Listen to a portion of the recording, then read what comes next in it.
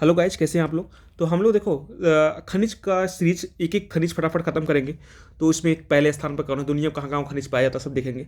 तो खनिज में तीन होता है, धात्विक, अधात्विक और ईंधन खनिज। तो हम लोग पहले धात्विक खनिज शुरू करते हैं। धात्विक खनिज में हम सबसे पहले लोहा शुरू करते हैं। तो लोहा जो है, लोहा सबसे ज़्यादा जो है लोहा देखो, लोहा को हम चार चार कैटेगरी में बांट कर पढ़ाई करते हैं। तो मैग्नेटाइट लोहा क्या होता है, मतलब इसमें चार प्रकार के लोहा होते हैं। मैग्नेटाइट लोहा और हेमेटाइट होता है, लिमोनाइट होता है और सीडेराइट होता है। इसमें जो सबसे उच्च क्वालिटी की लोहा होती है वो मैग्नेटाइट लोहा होती है। उसके बाद हेमेटाइट होता है, उसके बाद लिमोनाइट, इसे सीडेराइट। तो मैग्नेटाइट जो लोहा होता है सबसे उच्च क्वालिटी का होता है। फिर आप देख लें, अगर लोहा सबसे ज़्यादा पाया कहाँ कहाँ जाता है। लोहा में देखा जाए सारी सारी तो देश का जो सबसे बड़ा लौह क्षेत्र है वो बराम जारा समूह है। बराम जारा समूह जो है दो दो राज्यों में बटा हुआ है, झारखंड और उड़ीसा में। झारखंड का जो सिंहभूमि जिला है, जो झारखंड का सिंहभूमि जिला है वहाँ पर जिला, और उड़ीसा का क्योंझर जिला, उड़ीसा का क्योंझर जिला और सिंहभूमि जिला। तो जो क्योंझर जिला में साथी उसमें दो स्थल है, गुरु महिसानी और बादाम पहाड़ी। गुरु महिसानी और बादाम पहाड़ी मयूरभंज जिला में। ये कहाँ पर दोस्त है, ये है उड़ीसा में। फिर सिंहभूमि जिला जो झारखंड में है, यहाँ वहाँ पर दो स्थल है, पसीराबुरु नोपा मंडी। पसीराबुरु नोपा मंडी कहाँ पर है, झारखंड में सिंहभूमि जिला में है। और गुरु महिसानी बादाम पहाड़, ये जो है बराम जारा समूह के क्षेत्र हैं। फिर छत्तीसगढ़ में साथी देखेंगे, छत्तीसगढ़ में दो स्थल है। छत्तीसगढ़ में डल्ली राजहरा और बैलाडीला। डल्ली राजहीरा जो है दुर्ग जिला में है और बैलाडीला दंतेवाड़ा में पड़ता है। तो हम लोगों ने गुरु महिसानी देख लिया, बादाम पहाड़ी देख लिया ना, और फिर उसके बाद ये उड़ीसा में भी देख लिया, और फिर झारखंड में पसीराबुरु और नोपा मंडी देख लिया सिंहभूमि जिला में। ठीक है। फिर छत्तीसगढ़ में दो स्थल है जो फेमस है, डल्ली राजहरा और बैलाडीला। डल्ली राजहरा, बैलाडीला। और महाराष्ट्र में देखेंगे साथी, महाराष्ट्र में आपको रत्नागिरी मिलेगा। महाराष्ट्र में रत्नागिरी लॉवेस के लिए फेमस है। कर्नाटक में देखेंगे, कर्नाटक में साथी तीन स्थल जो फेमस हैं, कुद्रेमुख, बाबा बुदान और संदूर पहाड़ी।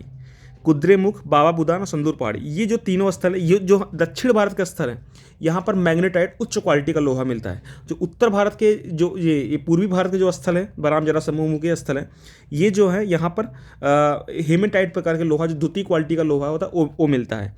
तो रत्नागिरी महाराष्ट्र का स्थल है, और गोवा में एक स्थल है, वहाँ पर भी मिलता है। ठीक है। फिर उसके बाद कर्नाटक में तीन स्थल फेमस है, संदूर पहाड़ी, बेलारी जिला, फिर बाबा बुदान और कुद्रेमुख। बाबा बुदान, कुद्रेमुख, ये चिकमंगलूर जिला में, चिकमंगलूर जिला। और सबसे उच्च क्वालिटी का जो मैग्नेटाइट लोहा मिलता है, सलेम तमिलनाडु में मिलता है, सलेम तमिलनाडु में मिलता है। फिर कोझीकोड केरल में है, कोझीकोड केरल में है, ये भी यहाँ पर उच्च क्वालिटी की मैग्नेटाइट लोहा मिलता है। ठीक है। तो कहाँ कहाँ हम लोगों ने देख लिया, गुरु महिसानी बादाम पहाड़ी मयूरभंज में, और पसीराबुरु नोपा मंडी सिंहभूमि जिला झारखंड में, ये बराम जारा समूह हो गया। छत्तीसगढ़ में डल्ली राजहरा, बैलाडीला दंतेवाड़ा जिला में। ठीक है, ये छत्तीसगढ़ में दो स्थल हो गए। फिर महाराष्ट्र में एक स्थल मिला हम लोग को, रत्नागिरी मिल गया। ठीक है। फिर उसके बाद गोवा में एक गोवा मिल जाएगा, वहाँ मैग्नेटाइट लोहा मिलता है, गोवा हो गया। फिर तीन स्थल है, कहाँ पर, संदूर पहाड़ी बेलारी जिला में पड़ता है, एक स्थल हो गया। दूसरा चिकमंगलूर जिला में हम लोग दो स्थल देख लिए, वहाँ पर बाबा बुदान कुद्रेमुख, ये दो स्थल चिकमंगलूर जिला में हैं। फिर दक्षिण में आएंगे सलेम तमिलनाडु में हमने देखा। फिर एक केरल में कोझीकोड केरल में, और महाराष्ट्र में रत्नागिरी हमने देख ली। ये जो महत्वपूर्ण स्थल हैं, जहाँ पर मतलब कि लोहा का जो सबसे महत्वपूर्ण स्थल है यही है। ठीक है, महत्वपूर्ण जो अगर कि इनको कि जो सबसे ज़्यादा लोहा पाया जाता है यहीं पर पाया जाता है। ठीक है दोस्त।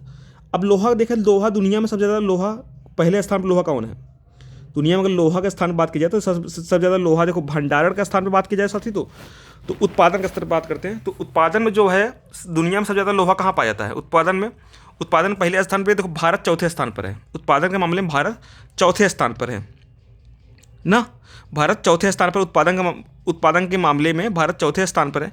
जिसमें कि आपको मिलेगा ऑस्ट्रेलिया और Brazil, China, Bharat. Australia, Brazil, China, Bharat. तो पहले कौन है? ऑस्ट्रेलिया है, दूसरे कौन है? ब्राज़ील है, और तीसरे कौन है? चाइना है, चौथे भारत। लौह अयस्क क्षेत्र में भारत का चौथा स्थान है। लौह अयस्क के उत्पादन में भारत का चौथा स्थान है। पहले ऑस्ट्रेलिया है, चौथे पे भारत है। अगर भंडारण की बात किया जाए तो भारत का 5वां स्थान आता है, क्योंकि ऑस्ट्रेलिया, फिर ऑस्ट्रेलिया, ब्राज़ील, रूस, चाइना, ऑस्ट्रेलिया, ब्राज़ील, रूस, चाइना, भारत वहाँ पर 5वें नंबर पा जाता है। अगर वैसे बात किया जाए दोस्त कि भारत में सबसे ज़्यादा कोयला उत्पादन कौन कौन करता है, तो भारत में जो है उड़ीसा है। उड़ीसा जो उत्पादन में पहले स्थान पर है, दूसरे छत्तीसगढ़ है। पहले उड़ीसा, दूसरे छत्तीसगढ़। अगर भंडारण की बात किया जाए तो सबसे ज़्यादा कर्नाटक भंडारण करता है।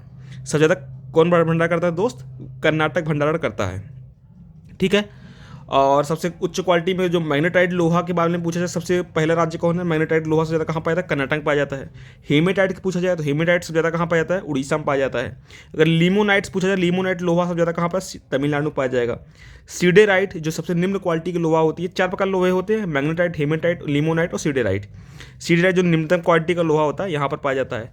भारत में सबसे ज़्यादा लोहा कहाँ पाया जाता है? उड़ीसा में, छत्तीसगढ़ में, कर्नाटक, झारखंड में। ये क्रम से है, उड़ीसा, छत्तीसगढ़, कर्नाटक, झारखंड। ठीक है। ये प्रकार के देखो तो दोस्त लोहा होते हैं। साथ ही लोहे में एक क्वेश्चन और बन सकता है कि भारत में जो लौह इस्पात कारखाने की अवस्थिति का है, तो भारत में लौह इस्पात कारखाना, साथ ही एक जमशेदपुर है। जमशेदपुर जो निजी क्षेत्र में टाटा प्रबंधन के अंतर्गत आता है, तो जमशेदपुर झारखंड में। तो ये इसके अंदर क्वेश्चन एक बनता है कि ये कहाँ से अपना अयस्क प्राप्ति कहाँ से करते हैं, कोयला की प्राप्ति कहाँ से करते हैं, ये जो कारखाने इनकी अवस्थिति के अंतर्गत कहाँ से प्राप्त करते हैं, इससे क्वेश्चन बनता है। तो एक क्वेश्चन ये बनता है कि जमशेदपुर का जो लौह इस्पात कारखाना है, ये लोहा कहाँ से प्राप्त करता है? ये उड़ीसा के गुरु महिसानी से लोहा प्राप्त करता है। उड़ीसा के गुरु महिसानी व मयूरभंज की नोपा मंडी से, नोवा मंडी से ये लौह अयस्क की प्राप्ति करता है। ठीक है। और उड़ीसा की गुरु महिसानी से, फिर नोवा मंडी से प्राप्त करता है। फिर कोयला की प्राप्ति कहाँ से करता है? जमशेदपुर का कोयला की प्राप्ति ये झरिया की खानों से करता है। कहाँ से करता है? झरिया की खानों से करता है। चूना पत्थर कहा जाता है, बिहार, उड़ीसा की खानों से करता है। और जल की प्राप्ति क्या है? स्वर्ण रेखा खरकई नदी से, स्वर्ण रेखा खरकई नदी से प्राप्ति करता है किसकी? जल की। और जो बर्नपुर है, बर्नपुर ये पश्चिम बंगाल में है। ये छोटा नागपुर पठार से, जो छोटा नागपुर पठार से ये अपना लोहा की प्राप्ति करता है। झरिया और रानीगंज की खानों से कोयला की प्राप्ति करता है। ठीक है। दामोदर और बराकर नदियों से अपना जल की प्राप्ति करता है। फिर भद्रावती, भद्रावती कहाँ है? कर्नाटक में है। इस सार्वजनिक क्षेत्र का पहला कारखाना है। सार्वजनिक क्षेत्र का ये बाबू बुदान के पहाड़ी से लोहा की प्राप्ति करता है। बाबू बुदान कर्नाटक के। और भद्रा नदी से जल की प्राप्ति करता है। कोयला जो प्राप्ति करता है ये वनों की लकड़ी, काष्ठ कोयले से, ये पश्चिमी घाट से प्राप्त जल विद्युत से प्राप्त करता है। फिर दुर्गापुर, जो दुर्गापुर है ये 1955 में स्थापित किया गया था। आपको पता है दुर्गापुर को ब्रिटेन की सहायता से बनाया गया था 1955 में। छोटा नागपुर पठार से अपना लोहा और बराकर और झरिया क्षेत्रों से ये अपना कोयला लेता है और दामोदर नदी से जल लेता है। राउरकेला जो ये जर्मनी की सहायता से 1955 में 3 हुए थे, दुर्गापुर, राउरकेला, भिलाई। जो दुर्गापुर था ब्रिटेन की सहायता से बना था, राउरकेला था उड़ीसा वाला, ये जर्मनी की सहायता से बना था, और भिलाई जो है यूएसएसआर की सहायता से बना था। तो जो भिलाई है, भिलाई अपना लोहा जो डल्ली राजहरा से लेता है। कहाँ से लेता है? डल्ली राजहरा। डल्ली राजहरा कहाँ? छत्तीसगढ़ में है। तो डल्ली राजहरा से लेता है, दांतेवाड़ा जिला में। फिर कोयला कहाँ से लेता है? झरिया से लेता है। ठीक है, ये है। और राउरकेला जो है, राउरकेला उड़ीसा में है। ठीक है। बोकारो लौह संयंत्र जो इसकी स्थापना 1964 में हुआ था। कब हुआ था इसकी स्थापना? 1964 ईस्वी में बोकारो की स्थापना हुआ था। किसकी सहायता से हुआ था बोकारो वाला? यूएसएसआर की सहायता से हुआ था। यूएसआर की सहायता से उड़ीसा में बोकारो को हुआ था। झारखंड में है शायद।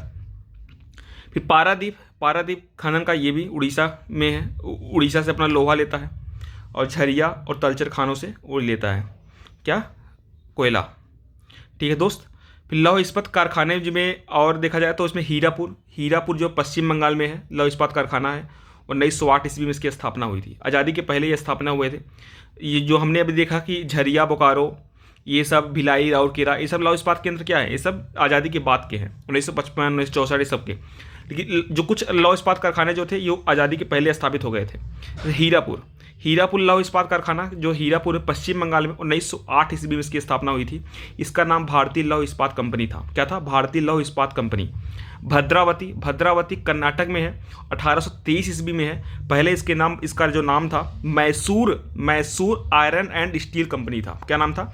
Mysore iron and steel company, परंतु बाद में इसका नाम बदलकर Visvesvaraya iron and steel company कर दिया गया।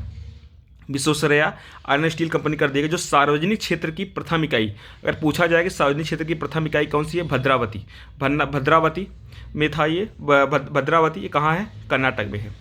लौह इस्पात कारखाना है। फिर कुल्टी कहाँ है? पश्चिम बंगाल में है। कुल्टी पश्चिम बंगाल में है। 1874 ईस्वी में स्थापना हुआ था। यह बाद में बंगाल लोहा इस्पात उद्योग में बदल गया।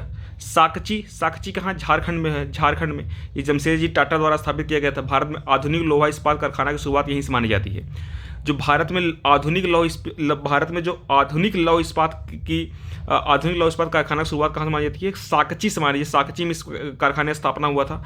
तो साकची कहाँ है? झारखंड में 1907 ईस्वी में। तो भद्रावती में इस सार्वजनिक क्षेत्र की प्रथम इकाई 1823 में हुआ था। लेकिन अगर इसके आधुनिक लौह इस्पात कारखाने का पूछा जाए क्वेश्चन, तो आधुनिक लौह इस्पात कारखाना झारखंड में 1907 ईस्वी में इसकी स्थापना हुई थी। तो साथ ही ये रहा लोहा। ये लोहा को लेकर जितने भी इंपॉर्टेंट फैक्ट है, जहाँ से क्वेश्चन बन सकते हैं।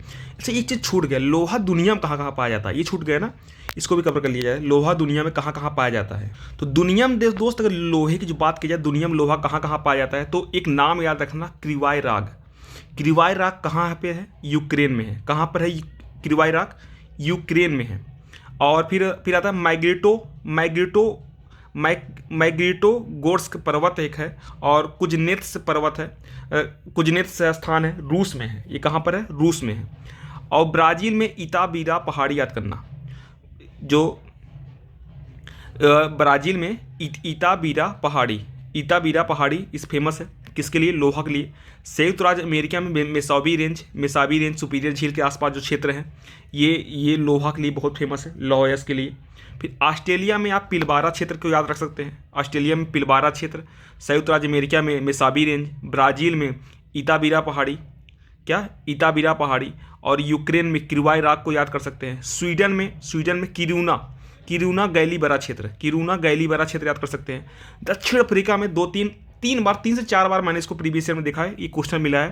पोस्ट मास बर्ग, कहीं पोस्ट मार्क बस लिखा बर्ग को क्षेत्र को माना है, या फिर कहीं के ट्रांसवाल माना है। तो ट्रांसवाल या पोस्ट मार्स बर्ग ये दक्षिण अफ्रीका में पाए जाते हैं। जर्मनी का सीगरलैंड घाटी भी किसके लिए फेमस है? लोहे के लिए फेमस है, सीगरलैंड घाटी। और एक स्थल फ्रांस में बहुत फेमस है लोहे के लिए, नारमंडी भी लोहे के लिए बहुत फेमस है। तो और चाइना में मंचूरिया को देख सकते हैं, मंचूरिया, सांतुक क्षेत्र, ये सब लोहे के लिए फेमस है। तो ये दोस्त ये लोहे का एक कंप्लीट वीडियो, जहाँ से एक क्वेश्चन बनने की बहुत बड़ा चांस है कि एक क्वेश्चन 2 क्वेश्चन बन जाते हैं। तो लोहे को लेकर ये दुनिया, भारत, ऑल टू ऑल जो भी इंपॉर्टेंट चीज़ें हैं उसको कवर करने की मैं कोशिश किया हूँ। तो कैसा लगा? That's all, thank you. अगर आपको वीडियो अच्छा लगे लाइक शेयर कमेंट कर सकते हैं, वरना कोई बात नहीं। और ठीक है, कंटेंट के देखो कुछ 3-5 नहीं कर सकते, कंटेंट लेवल में बहुत जो भी पूछ रहा है प्रीवियस ईयर के हिसाब से, उसी के हिसाब से कंटेंट देने की कोशिश कर रहे हैं। और दैट्स ऑल, थैंक यू। जय हिंद, जय खंड भारत।